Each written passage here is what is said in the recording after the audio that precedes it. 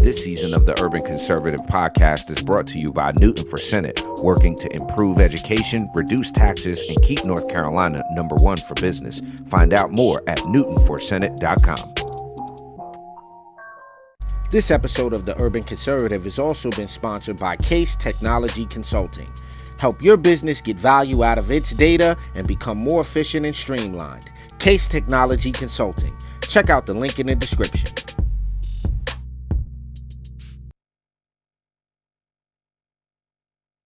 Episode of Top of the Morning is brought to you by Edward Jones financial advisor Kelly Harmon, providing you with well-researched guidance backed by Edward Jones' extensive team and technology that help you prepare for retirement, children's education, or other financial goals. Call 252-473-1006 or visit the link on the screen.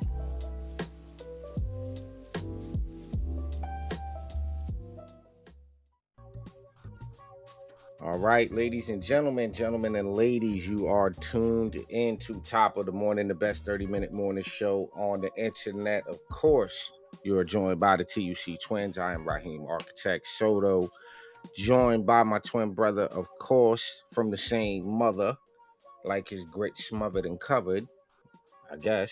I don't know. Do you like your grits smothered and covered or just shrimp? Smothered in onions? I'll take it. Covered with cheese? I'll take it. Do you know what capped means? Smothered, covered, and capped? No, put me on. What is smothered capped? In onions, covered in cheese, okay. And capped means mushrooms. Nah, I don't want grits with mushrooms. But ladies and gentlemen, welcome to Top of the Morning. Like I said, best 30-minute morning show on the internet.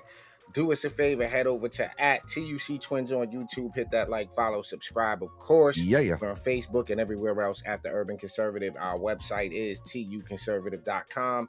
That is where you can get a membership. You can get some gear, some Urban Conservative gear, maybe a mug or something of that sort.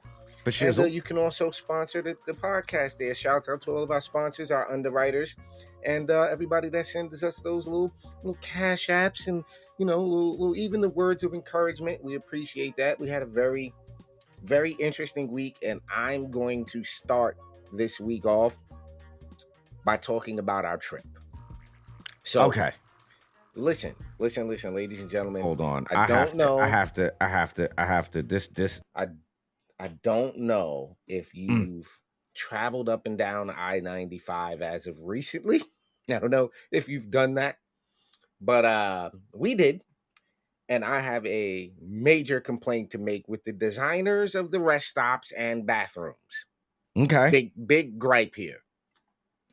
What in the hell is with the non-privacy urinal? What's with the junk exposing urinal? If y'all don't know, if you're a dude and you have happened to travel between New York and North Carolina and have had to, because it was Jersey, particularly, it was New Jersey. And I noticed that on the way back down, bro. When I stopped in Jersey, I hit a whole different rest stop just to see if it was like a Jersey thing, bro. And it was just penis exposure everywhere, man. Yo, it was uncomfortable. I mean, I'm secure in my manlyhood and, whatever that is.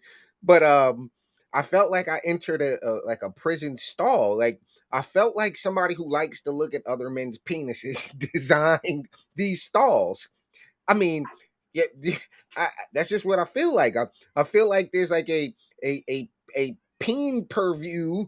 Somebody that wants to gander at everyone's sausage link there that's designing these urinals. I was uncomfortable.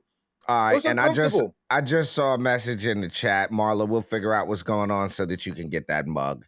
Yeah, there's a real problem. All I'm asking for, New Jersey, because it's New Jersey. It was Virginia too. It was. It wasn't a problem. I don't recall Virginia being the issue. I recall Jersey was all of the bathrooms had Jersey, Delaware. We stopped in Virginia and they had a wall jut, bro. They had the wall jut. No, I think it was Jersey and Maryland that did. It was definitely Jersey and Maryland, but Jersey, I don't know what guy y'all got designing your back because they were never like that.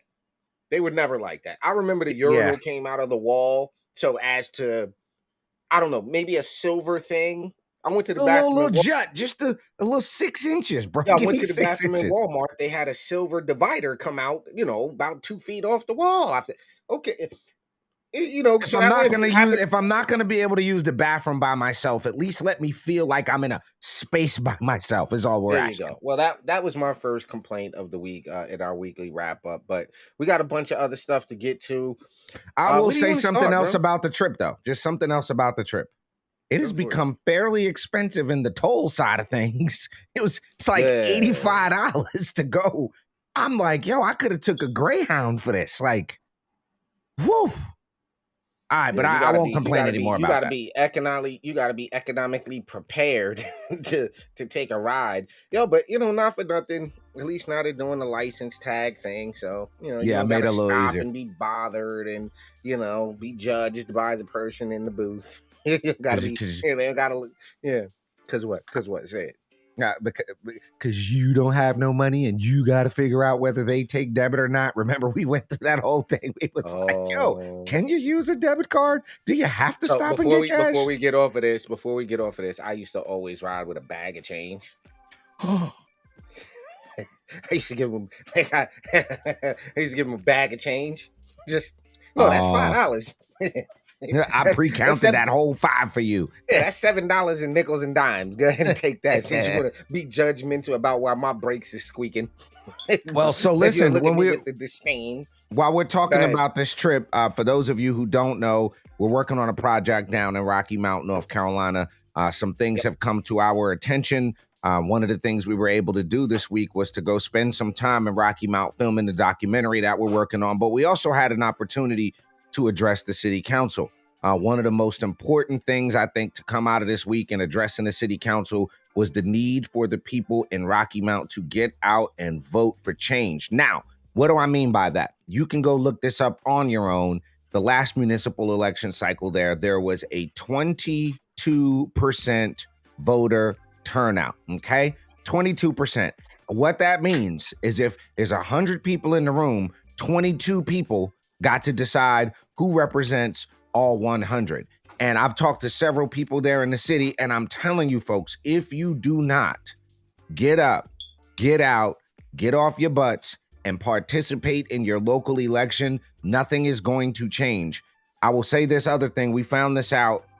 There was a list that came out, and Rocky Mount was listed as one of the was it one of the most or the most?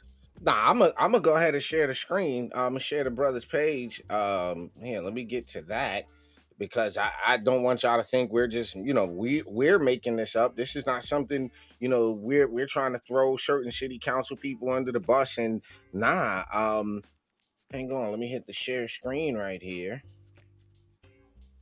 Is that it right there? Yeah, that's it right there. So let's get to it. Let's get to it today. Okay, not that. Nope. Nope. Okay, there you go. Let me get that like that for you. So, I mean, and he gave you guys, the True Rocky Mount page gave you guys the data to back up the claim. It's not something even that page made up. It's not even something the people that run this page made up. Rocky Mount was named the most miserable city in the state. After reading this post, is there any doubt where the city is headed? We need a few council members out of here and then start going down the list. Welcome to the new ghetto, y'all. Now can we please get to business and vote Tim Barnes?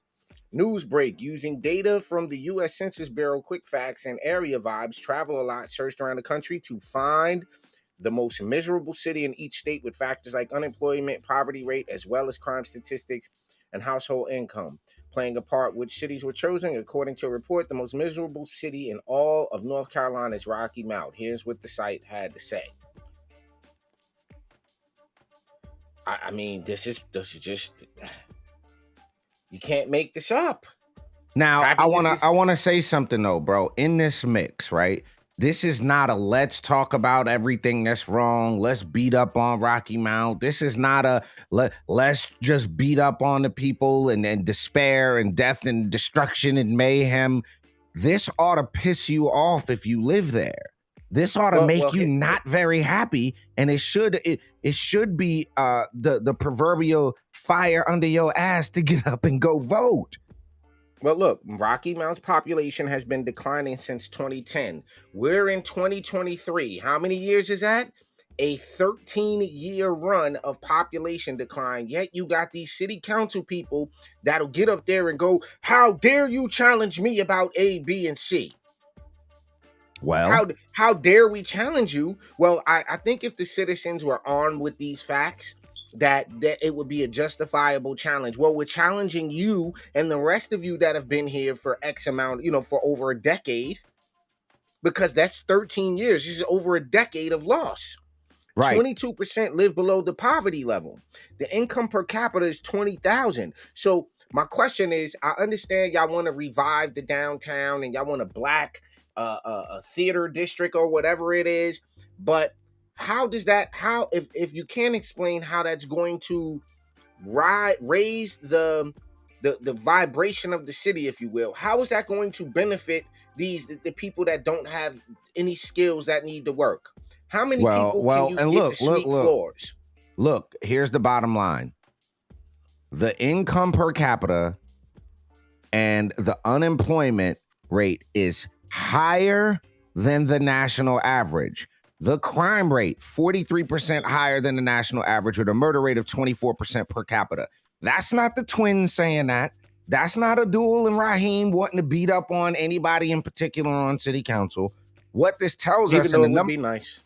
It would be nice. But the fact of the matter is, as we've talked to people in the city, one of the biggest things they need is things for these young folks to do. And everybody said, yeah, there's OIC, but what do they actually offer and how many people can they help? This is the crux of it. And look, it may not be illegal to be on city council and to be on the board of OIC, but it is a hell of an appearance of conflict when you advocate for an organization that pays you hundreds of thousands of dollars a year to be its CEO or to be a CEO of something, and you have direct say-so over how city funding gets dealt with. I am going to, and we are going to continue to work and cover this and to try to get people to know what's going on there. And shouts out to the true Rocky Mount who's jumping in the comment section. Actually, bro, we're going to reach out tonight because we want to have you on the podcast for Monday night, a full episode of the podcast. But we heard about this nickname. I was interviewing somebody and she said, this place is called Murder Mount. And I'm like, nah, I never heard that. Like, that's hold on. Look at this. Will you look at this? Can I take it down? You see this? Wait, what is that? You see this? So, respectfully, July 4th was the guy's birthday, right? But look, OIC of Rocky Mount. OIC takes a moment to celebrate the birthday of our CEO. So what, if this isn't double dipping, what is? First off, you guys as city council make more than state house reps. Fact. Then you position yourselves to get grant money from the city. It's called a conflict of interest. I took the Canva ass graphic and anyway. Canva be working overtime with some of y'all, right? But the fact of the matter is, and this is respectfully, right? Opportunities Industrialization Center, right? You want to make an industry out of opportunity? That don't sound off to y'all? I know some folks don't have a high level vocabulary or very good critical thinking skills, right? Which is a big deal. That's a big problem.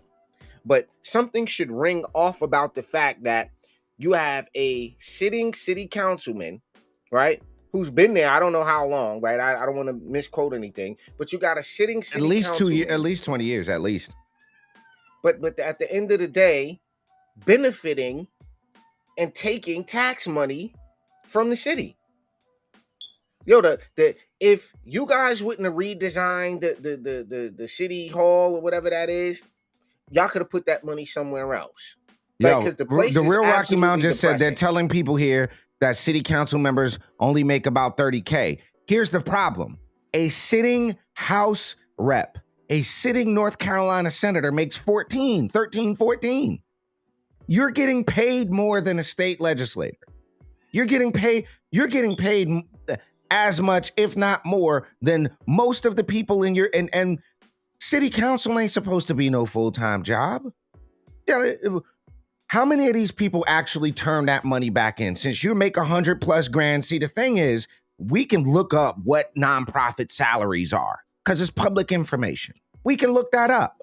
So you make $100 grand off of OIC a year. You make 30,000 off of this. You make 50,000 off of that. Yeah, there you go. I don't know what y'all talking about. I don't know what y'all talking about. What you talking about? They make 30 grand. City mayor salary in Rocky Mount, $83,893 a year. Would you look at that? Would you look at that? Would you look at this? Look at this here. Look at this here. Look at the cat. Yeah, no. Y'all banking off the people. That's what you're doing. And listen, if you guys in Rocky Mount don't advocate for term limits, y'all need to advocate for term limits, man. What's the scripture you quoted? Let his time in office be brief and another take his place. Yeah, buddy. Come on, bro. Hold on. Now you got me looking at something because I want people to see this. Hold on. I can pull it up. And this is where folks, especially folks that live in Rocky Mount, you just got to be willing to do a little bit of digging, right? You just got to be a little bit of digging. Hold on. I'm going to find it right now. Mm-hmm. Because we can look, you can actually look and see who's making what. Hold on, let me see this. There you go. While I pull this up, bro, hold on. I want to plug something while I pull this up. Hold on. Well, real quick, what we should do, hold on. Exactly, well, heck, Mary Helen said, exactly right. Exactly right. Yep. Hold on. I'm gonna get this mic out of the way a little bit so I can type. Hold on. So hold on. I'm gonna find it because I looked at this before. And I was like, you can't be serious. Hold on.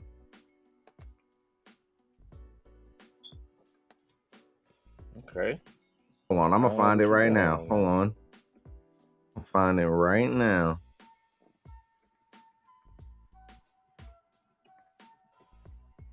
Hold on. So all you have to do is go to the Secretary of State's website.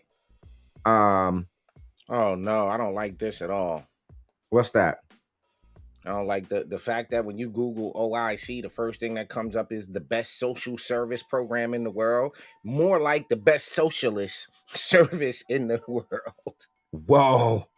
Hold on. Who's the founder? Leon Sullivan. Hold on. Was Leon Sullivan a Democrat by chance? Probably. Probably what? Probably a Democrat. Survey says... Oh, I got you. I'm finding it right now. Hold on.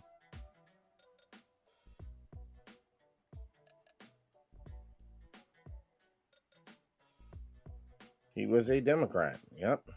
Here you go. Bing bong. Here you go. It don't take much. You see my screen? No, share it. Put my screen on. I can't. I don't see your screen. Okay. Here you go. Hang on. I'll be back in 2 seconds. Yeah, I'll be back in 2 seconds. Carry that. I'll be back in 2 seconds.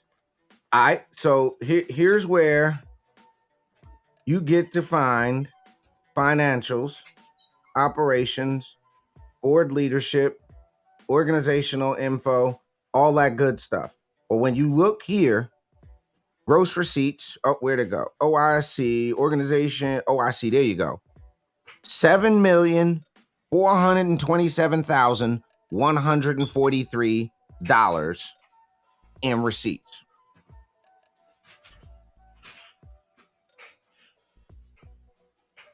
That's the national OIC. Then you got the OIC of South Florida, OIC, so there's more of them. And I'm going to find the one. There you go. There's Rocky Mount right there. $27 million. $27 million. You see that? Opportunities, Industrialization Center, Inc., OIC. 27 what? $million. Yo, can you stretch that out? There you go.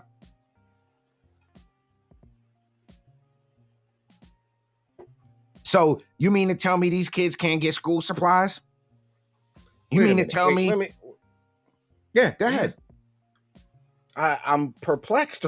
I'm absolutely perplexed right now. Is there financial disclosure? Oh, I'm pulling that up right now. See, this is the thing that y'all gotta understand is that you can pull this stuff up. It is not hard to do. It is not hard to do at all. Here you go. Here you go right here. It gets even better. You ready? Bang bang. Here you go. Look at them salaries. Look at them salaries. Wait. Is that for Rocky Mount? That's Rocky Mount, bro. Go back down. We need to see them salaries. Medical director, 186. Yeah, Ruben, 145,000 a year. Uh-huh. Yo, he makes more from OIC than New York State Assembly people make. What? He makes more than New York State Assembly people. He makes more than our state assembly members make 100,000. Yeah, that's the salaries right there. Total salary includes financial earnings, benefits, and all related organizations. What I would like to do is copy all of those names and pull their voter registration. Ooh. I'd like to pull each one of those names, and I'm gonna make a bet. I'm gonna bet you that who you want me to pull first? Who you want me to pull first? Go with just pick anybody. I'm gonna go with Charmaine first.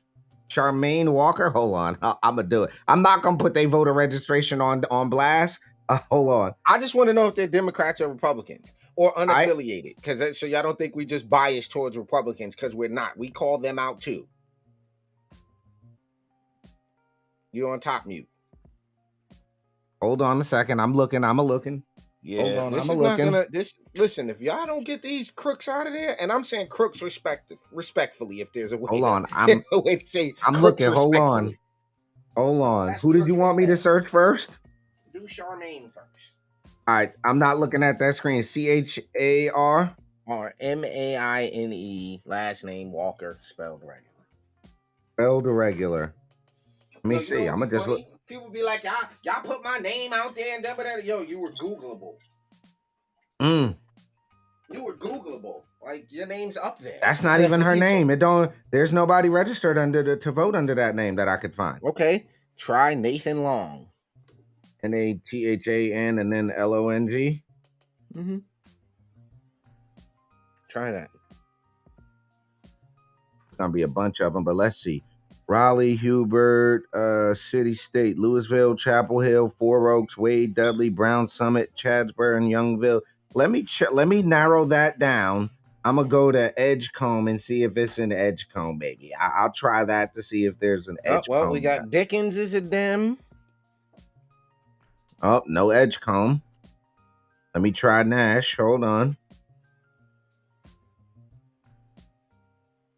No Nash. So some of these people ain't even registered to vote. That's not even the names that they using on their voter registration. You can't even find these people by looking up their voter registration. Try Jomerro McMillan. Spell that. JOMEMERRO and then McMillan. And then MC we'll move on from this. MILL. 4 minutes on this. MCMILL what? IAN. McMillian? That's what I say. You can't even find the Jomerro McMillian. So. I wonder if these are even real people. Nah, they're real people because the money is going there. That's just not how they names are. Oh, I found Jomerro from Wilson. Guess what you got on Jomerro? Democrat. Democratic guy. Jeez Louise. Been voting Democrat forever. Been pulling Democrat tickets so forever. The point that we're getting at for those people in Rocky Mount that hear this, we're not trying to make you switch parties. We're not here to tell you that all Democrats are evil. We're not saying that. What we are explaining to you is that the 22% of you that have been voting for the wrong people. Clearly. The 22% of you that have showed up clearly are under the impression that, I'm black, I'm vote Democrat. I'm Democrat, I vote black. That my mama vote Democrat, I vote. No, that ain't it. They don't, that is not it. Definitely now, not the way you should be doing that. They probably don't even live in the county, which is why we didn't find them. Which is, shouts out to Amy Jones, right? Maybe they don't even live in the county. Which is even worse. So you're not even employing people. You're not even enriching people that live there. It's one thing to get to pay your homies and your friends hundreds of thousands of dollars, but it's another thing to employ the people that live there. So I feel like, you know what I noticed? And I'm saying this, I'm trying not to be disrespectful, but I noticed a lot of older people when we were at the town hall, city hall, with cleanup jobs. Now, the likelihood of those people with those cleanup jobs being elders within the church community tie back into how these people are getting elected. Right, because that's who's showing up to vote. If you control the black church, you control the votes. That's a fair assessment. And then when you have pastors out there talking about if you don't accept social justice as the way Jesus would do things, then you're not a real Christian. And I forgot the pastor's, I think his name with a G or something like that, had some ridiculousness to say from the pulpit. And the fact of the matter is, and look, as a Christian, I'm telling you, not every pastor, if your pastor is up there telling you that racism is the reason, legacy of slavery is the reason, that white supremacy is the reason you can't get ahead, that pastor's bullshitting you.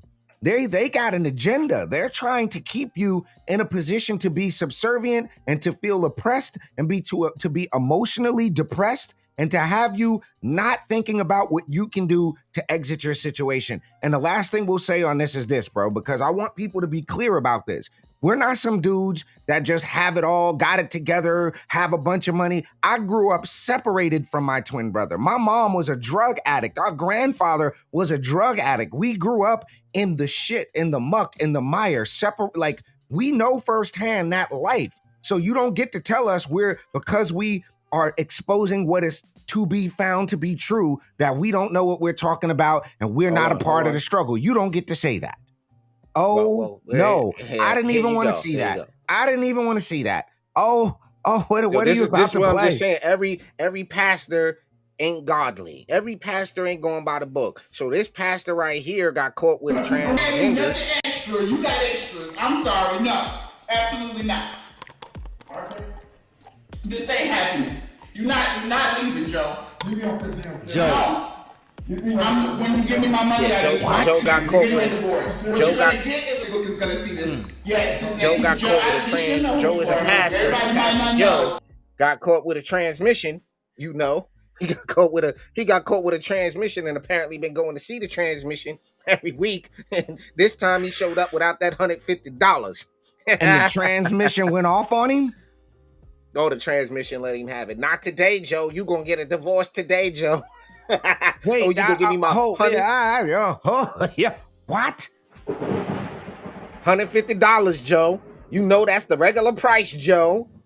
So my point is being a pastor, having a church doesn't excuse you or negate the fact that you have some debauchery in your system or you have some type of boopable fetish, something you got going on. Now, we're going to leave it here. I'll say this, because we spent the whole 30 minutes on this, and this was supposed to be the weekly wrap up. We ain't get to nothing else, right? We all know, right? And we're not anti-gay people. Let's just be clear about that. We're not against gay people. We don't have an agenda to gay. We don't care what you do in the privacy of your bedroom. However, however, we don't need you promoting that lifestyle. We don't need you grooming these young men. We don't need you doing that. We don't need you bringing your agenda into the classroom. We don't need you to do any of that. Just keep it to yourself. We ain't gonna ask, and you shouldn't tell. Well, but listen, my point, Ali, is that some of these dudes, especially some of these dudes down there, have something going on. And I'll leave it at that. There's Last something thing. going on, you know. Last thing we're going to say on Rocky Mount, ladies and gentlemen, we are so proud to support this event. If you are in Rocky Mount on Saturday, July the 29th from 1 to 6, join Sensational Creations for the Family and Friends Back to School celebration. The homegirl that's putting this on, amazing hairstylist. She loves her community. Wants you all to come out, get some school supplies, some food. There's going to be music. I think, are you coming back down for that, bro? Ooh, I don't know if I could deal with them urinals on the way. But if you can, I know I will be there. I know there's going to be some folks from the community that said they want to come out. I got to give a big shout out to the Nash and Edgecombe GOPs for their support of this event. Well, listen, I'll come down if somebody want to sponsor my flight. Yeah. Well, listen, sponsor my flight. I'll be there. Listen, ladies and gentlemen, please come out, support. Shouts out to my niece Jada that says she wants to go. Well, niece, I'll pick you up on the way. But please, please, please, Rocky Mount, this is how we build back. This is how you get it together. You come out as a community, as friends, as family members. You support those that need it. I know y'all got some young folks getting ready to go back to school that need some school supplies. So again, July the 29th from 1 to 6 p.m. in the Oakwood Shopping Center, Family and Friends Back to School celebration. Shouts out to Centerio from Sensational Creations and for putting this together. Big ups to all the local businesses that are going to support. And again, we will see you out there for that. We're going to, I guess because it's the weekly wrap up, we could take a few more minutes, bro. We could do a few more minutes. If you want to take a quick commercial break and come back, we'll cover a few more things. Well, let's not even take a commercial break and let's just cover this right here. I got to cover this because in light of what a crazy week we've had, bro. Also, wait, we didn't even get to shout out the Rocky Mount Telegram for us being on the cover. We ain't even get to do that. I have a picture of it. You want me to post the Rocky Mount cover picture? Yeah, go ahead. Hold on, let me how do I open this and how do I open? Well, how would I do that? Just shouts out to them for that. Well, on your screen you see a picture of a kid, okay? And this kid that you see on your screen, the story is this: why California Assembly Democrats would block a child trafficking bill. What do I mean by that? They blocked a bill to make it a felony for child trafficking. But when righteous, good people, no matter which state you're in, come together, things can be reversed. So Assembly Democrats reversed their course on the bill this week to classify child trafficking as a serious felony after mounting pressure from the public and Governor Gavin Newsom, which is one of the weirdest things thought I'd see today. I'd agree with anything Gavin Newsom does. Senate Bill 14 would add trafficking of a minor to the state's 3-strike laws, which provide enhanced penalties for repeat offenses of certain serious felonies, including murder, R-A-E, and arson. Those convicted on the 3rd strike could automatically face 25 years to life in prison. Okay? The bill passed the Senate without a single no vote earlier this year, but it ground to a halt on Tuesday when all 6 Democrats on the Assembly Public Safety Committee declined to support it. So, again, I want to reiterate, Ali, that being a Democrat doesn't make you necessarily a bad person. It just may make you politically uninformed at this point. You know, I don't know how you could be it's like being on a team that you know has a really bad agenda, but I don't care about that. I'm gonna still be on the team, right? That's kind of how that's at. But shouts out to the folks in California that did get this policy reversed. It should be a serious felony to traffic children. I don't know who the hell they were defending, and it gives some credence to this idea that there are rings of child traffickers. It gives credence to this idea that a lot of these elitists are pedophiles. It gives credence to that, because why would you want to protect child sex traffickers unless you into that type of thing? What would be the need for that? Why are we not advocating for the chop off your peen policy if you get caught doing something to a baby? Why are we not advocating for under the jail instantaneous chemical castration challenge for your ass? Yeah, no, I'm saying instant room temperature challenge. Instinct. It's not debatable. We're not going to go back and forth about this. You done did something to a baby. We need to get you up out of here. You no longer deserve to suck oxygen to the rest of us. We're going to tap you out right now, sir. Ma'am, hey, whoever, speaking whatever. Since you brought up the child trafficking and all of that, the human trafficking thing, are you going to go see The Sound of Freedom? Are you going to watch that movie? I don't go see anything that's in the media. I don't go see anything that creates a big fervor. You know, you got to go see that. You got to go. No, I don't have to go see. As soon as you tell me I got to go see it, I'm not going. Well, look, ladies and gentlemen, get in the comments if you have gone to see Sound of Freedom. Let us know what you think in the comments, because that's what I'm going to base my decision to go see the movie on, is what you all say in the comment section. So let us know what you think of the movie. Tag us when you do a review. Tag us at The Urban Conservative in that. There was one other thing I wanted to mention real quick. Shouts out to Misha Maynor. Go ahead. Who was you shouting out? Oh, I said when you said my niece. Okay, yeah. Shouts out to Jada in the comment section. My daughter. I want to give a big shout out. She's got a fundraiser coming up too. She's got a fundraiser coming. Daughter, put that in the comment section. Yeah, back to school thing, right? We're gonna get some sponsorship for that going. So listen, I want to give a big shout out to Misha Maynor, the Democrat who left the Democrat Party and is now a Republican in Georgia. I want to give her a big shout out. But there was one other thing I wanted to talk about, and that was this recent report coming out of North Carolina. An investigative journalist, Stephen Horn, made a significant discovery in the FEC database revealing a scheme to launder fraudulent political donations through multiple left-wing organizations, including Act Blue. You know, every time you look at a Democrat, they got their thing, Act Blue, Act Blue. Black Lives Matter was using Act Blue. Horn and two other volunteers, Kelly Lane and Steve, unearthed evidence of 2 Raleigh residents whose names and addresses were employed to record substantial amounts of money donated to Democratic organizations. However, a perplexing twist emerged when both individuals emphatically stated their inability to contribute such exorbitant sums. There was just absolutely no way I could have made those type of contributions. A Raleigh resident designated as AD, whose identity has been confidential, said reports show that AD gave $26,000 to the Democratic aligned caucuses during the 21-22 cycle through 1,905 transactions. There's no way I could afford to do that, he said. So I want to tell you right now, I'm not saying that there's not people on the right who don't do things the right way, but the amount of corruption and the amount of sheer fraudulence on the left is astounding, ladies and gentlemen. It is absolutely astounding, and it is no wonder people are leaving the Democrat Party left and right. It's no wonder. So I want to give a big shout out to the Carolina Journal for putting that out there. And the other thing is, I gotta do this before we get out of here. I have to do this. Because this is really important stuff. Okay, I'm gonna go ahead and share this image. I'm gonna go ahead and share that image right there. Oh. Okay? We'll go ahead and share that right there. Let me zoom in on. Yo, is that Joe or is that Hunter? No, that's Hunter. Okay, so hold on. Does that not look like a Coke face? That don't look like Coke face to you?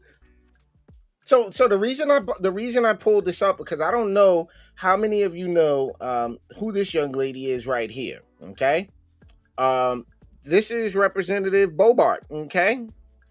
I know some of y'all might not know who she is, right? And be like, oh, well, what are you bringing her up for, right?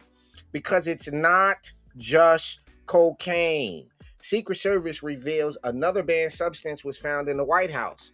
So she was briefed, the representative was briefed, and upon the briefing from the Secret Service, she's found more instances of marijuana and found in the White House in 2022. The Secret Service found marijuana twice in the White House in 2022, long before the cocaine was located in the West Wing. The Secret Service revealed the information to members of Congress during a classified briefing on the investigation into cocaine found in the West Wing over the 4th of July weekend and confirmed by the media.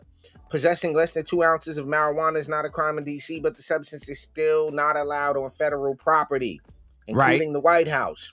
Right. The spokesperson for the Secret Service told the media that agents had found a small amount of marijuana on 2 separate occasions in July and September of last year. I want to correlate, was Hunter Biden at the White House during those? All I'm saying is how your man got them brand new, like, that's crack mouth right there, bro. That's meth mouth. That's well, they have found no DNA. Listen, they have found no DNA on the cocaine packages. They found no traces of DNA, which is, you gotta air finger quote that. In my opinion, that means it's Hunter's and we cannot release that. That's what it means to me. That's all it means to me. Now, I'm speculating. I'm saying it's Hunter's, and they like, if we say whose DNA it is, we're done. So, that's a certified ladies and gentlemen, what an interesting week. If we missed something, let us know. You got any subjects you'd like us to cover. We're looking to get the brother from the True Rocky Mount on the show Monday night. Make sure you're back here with us Monday night, 8 p.m. for the TUC podcast, Monday morning for Top of the Morning. We want you all to have a wonderful, fantastic, amazing, and safe weekend. Shout out to everybody that supports what we do here at the Urban Conservative. Again, the website is tuconservative.com. You can support us by Cash App, $ TU Conservative. Shoot us $1 or $2 or something. Help us stay commercial free. Help us continue to do what we do, and we will keep doing it. That's how that's going to go. So for my twin brother, Abdul Ali, yep, there you go. Well, you want to do it? You want to reverse it? You want to do it? Oh, okay. Well, since you're going to let me do that, I got to give a big shout out. I just on the tail end, I do got to give just a big shout out to everybody that's reached out to us that said, hey, you guys have helped me see things differently. That have helped me see things differently. You guys are, bringing us information we didn't have before. So shouts out to everybody that really supports what we do and understands this is really about waking the people up. So shouts out to all of y'all. For my twin brother, Raheem Architect Soto, I am Abdul Ali. You've been checking out the best 30-minute, sometime 42.5-minute morning show on the planet. We're going to leave y'all with the Rocky Mount story trailer, and we'll see y'all live and direct Monday morning. Nestled in the morning. Peace. Heartland of North Carolina. Nestled in the heartland of North Carolina lies a city with a rich history and a tight-knit community, Rocky Mount. However, beneath the surface, there's a story that have left its residents uneasy. This city, once renowned for its booming cotton mills and railroad track, is now entangled in allegations of corruption. Over the past years, Rocky Mount has seen charges of financial mismanagement, questionable contracts, and what some see as a lack of transparency.